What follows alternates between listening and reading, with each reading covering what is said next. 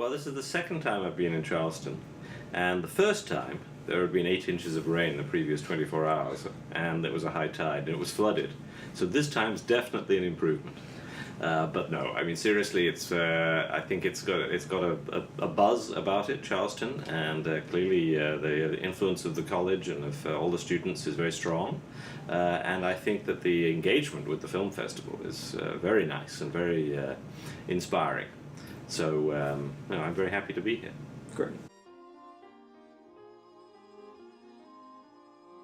Well, this is the first film I've been involved in, in a major way like this, and so that one motivation for doing it was you should always have new adventures, and this certainly was a new adventure. But mainly, I thought that I'd written a book about Italy, been published in Italian translation and then in English, and I felt that I wanted some way to get the messages across to a wider audience, to increase the reach of the sort of things that I wanted to say, and that my colleague on the film, Annalisa Pires, the director of the film, wanted to say. So film, naturally, we thought would reach more people, but also we thought that combining it with a social media campaign and with live debates in public screenings, of which we've done more than 50 in Italy itself, and then a lot more around the world, just like tonight, was a way then to make a film more than just a one-off experience, more than just something that you go into a movie theater, watch, enjoy, laugh, cry, or whatever, and then walk out and forget about it. We wanted to make it a thinking point, a talking point, something that might inspire people to do more work, to even get active together in civic society groups. And that has worked very well, especially in Italy, but also among Italian groups around the world. That the film has become not a destination, but rather a beginning of a journey for people. And that's what we've been trying to achieve.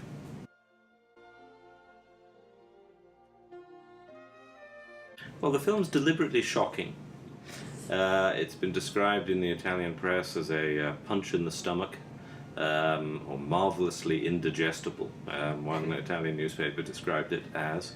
And I think that's the first sort of impact that it has, which is to stop people and make people think, oh, I knew many of those things, but I hadn't put it all together. And I think the big thing that the film does for people is to connect the dots of the overall picture.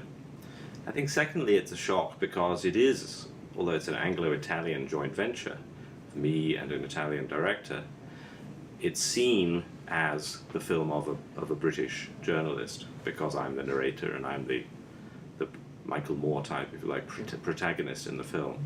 And therefore there's an extra shock that this is the sort of view that foreigners have of a country, and an extra sense of shame, horror, regret, despair at the thought that this is what the world thinks of Italy.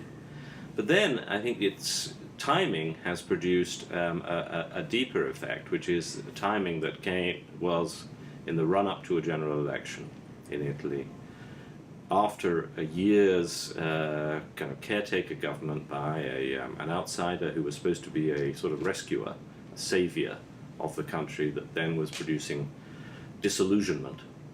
And this punch in the stomach and beginning of debate has formed part of a new sense of awareness of the depth of Italy's problems, and a new sense of the responsibility of people to do something about them. We've seen around Italy a lot of young people forming new pressure groups, new activist groups, inspired by the film. Or maybe it just reinforced what they were thinking of doing anyway and made them actually go and do it. But that's been perhaps the most kind of gratifying, but also inspiring result of the film, that because of the timing, because of the disillusionment, this punch in the stomach has then made people say, actually, we're not going to get our solutions from a top. Maybe we need to form part of solving it from the bottom. The film is about Western democracy that has gone through 20 years of economic, but also political and above all moral crisis. And that's what caught my eye about Italy. That it wasn't just about economic stagnation or, as you say, problems.